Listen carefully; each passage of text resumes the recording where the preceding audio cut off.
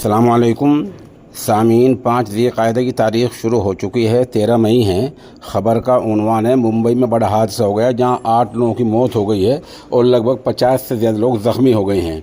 ख़बर थोड़ी तफसील सुनिए। मुंबई के घाटकोपर इलाके में आज शाम तेज़ धूल भारी और तेज़ आंधी के बीच बड़ा हादसा हो गया। तेज़ हवाओं के चलते यहाँ पेट्रोल पंप के ऊपर लगा एक बड़ा होर्डिंग अचानक गिर पड़ा।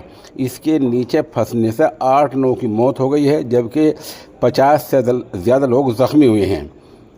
बिल बोर्ड ने पेट्रोल पंप स्टेशन पर मौजूद कई कारों की छत को तोड़ दिया है।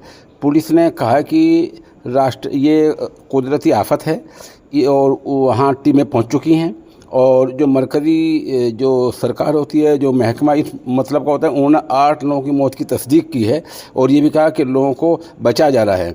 महाराष्ट्र के नायब वज़ीर आला देवेंद्र फडणवीस ने ट्विटर पर एक पोस्ट में कहा है कि रियासती सरकार ने हादसे की जांच के आदेश दिए हैं। उन्होंने कहा कई लोगों को बाहर निकाला जा चुका है, कई की मौत हुई है और बचाव ऑपरेशन चल रहा है। जो लोग भी इसमें कसूरवार होंगे उनके खिलाफ कड़ी कार्रवाई होगी। जांच के बाद आज आदेश दिए गए हैं। वज़ीर आला एकनाथ शिंदे फ़ौरन यह हादसा पर पहुँच गए हैं और उन्होंने मरने वालों को 5 लाख रुपये का मुआवजा देने का ऐलान किया है।